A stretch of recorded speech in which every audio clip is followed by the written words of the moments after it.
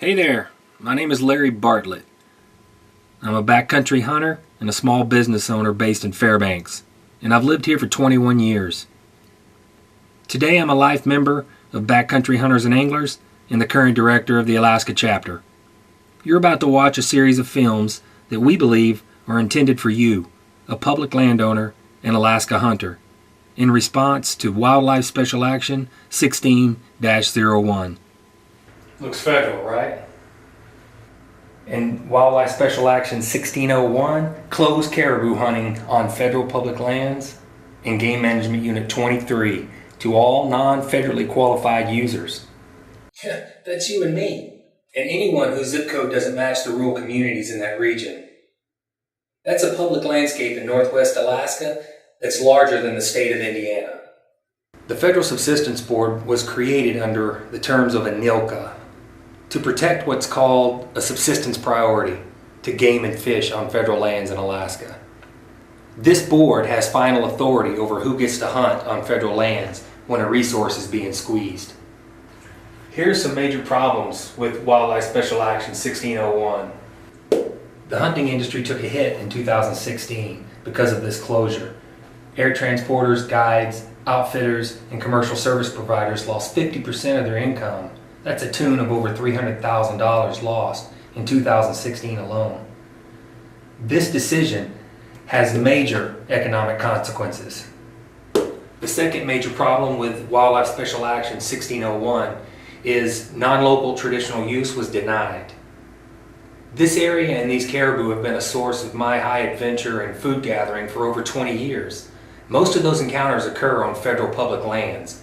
So I'm a bit concerned that my traditional use and subsistence allowances are being unfairly restricted. The third major problem with Wildlife Special Action 1601 is that the Federal Subsistence Board deviated from the State Game Management Plan, which it's used for guidance for the last 20 years, without science-based reasoning that all Alaskans expect from governing bodies. The Federal Subsistence Board defended the closure on the grounds of having sufficient evidence indicating the closure was necessary to allow for the continuation of subsistence uses and for conservation of a healthy caribou population as mandated by a NILCA Title 8. The Federal Subsistence Board claims that user conflict and non-local hunting is interfering with subsistence activities, and this direct interaction with non-local hunters is causing the problems for subsistence hunters and the herd. So what are some influencing factors of Wildlife Special Action 1601?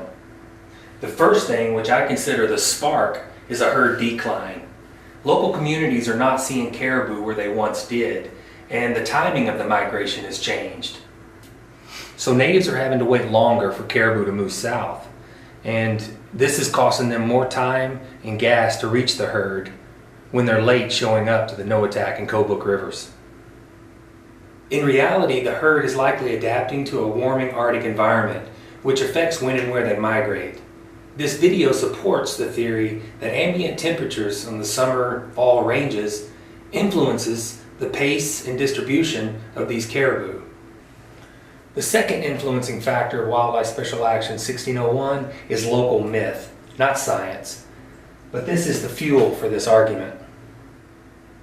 Across the region, natives claim that air transporters and non-local hunters are causing the herd to be disrupted or displaced by accessing and disturbing the early fall migration, which upsets the pace and distribution of the herd itself.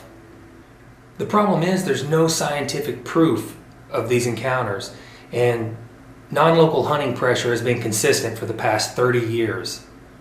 And this video documents events that disprove the argument that plains and non-local hunting pressure is changing the behavior of these caribou.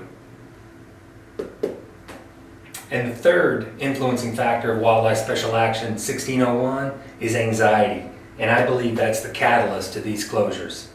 This anxiety is rooted in the fact that the Western Arctic caribou herd has declined 50% in the last 10 years and is getting close to that 200,000 caribou management threshold where hunting restrictions would be authorized. I firmly believe that without scientific proof to back up these said causes, the Federal Subsistence Board should stick to the game management plan that it has used for guidance for the past 20 years. And send the message to all communities that non-local hunters have a right to share this resource, however small that quota may be. In other words, don't expel me from access based on my zip code without proving a biological concern. Are we close to the critical population threshold? Yes. Are we there yet? No. Not while the herd is stable. This film shows a western Arctic caribou herd that appears healthy and stable. And as long as the state can prove that there is a harvestable surplus, I believe all Alaska public landowners should have a right to share this resource.